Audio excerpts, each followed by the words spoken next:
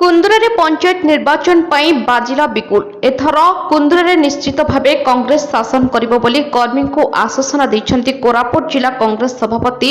रूपुक तुरुप।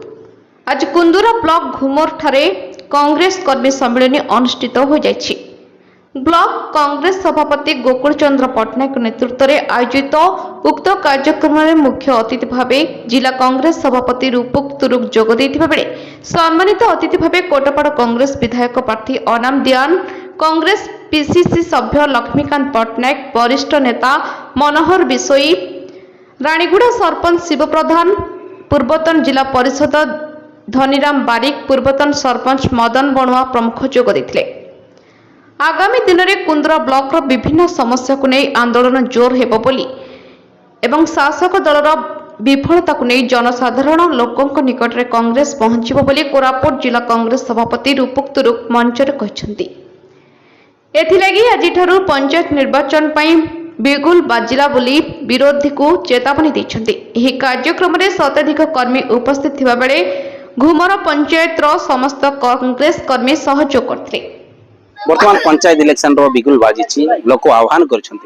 पंचायत स्तर में जनसाधारण आज कुंदुरा ब्लॉक आह्वान कर जो लोक मौलिक सुविधा वंचित अच्छा आज ओल्ड एज पेंशन कथा कहतु इंदिरा आवास कथा कहतु आपंकर स्कूल छात्र छात्री मानकर जॉइनिंग कथा कहतु पुणी विभिन्न रास्ता घाट विभिन्न समस्या भितर लोक गति कर आज पंचायतवासी शतपथ भाव में आम ब्लॉक सभापति को विधायक प्रार्थी को से खबर पहुंचाले आम बसबू सरकार आमको तलितलांत कलानी आमको नयांत कलानी खाद्य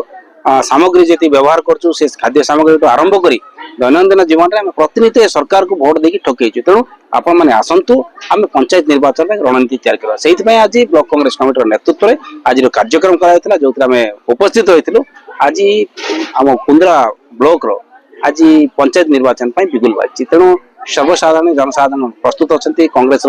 सैनिक मैंने प्रस्तुत अच्छा निश्चित भाव में कुंदुरा ब्लॉक रे कांग्रेसमय हम कांग्रेस जिला परिषद हम कांग्रेस चेयरमैन हम सब पंचायत सरपंच समिति सभ्य एवं वार्ड मेंबर स्तर में समस्त कर्मकर्ता कांग्रेस प्रतिनिधि रही।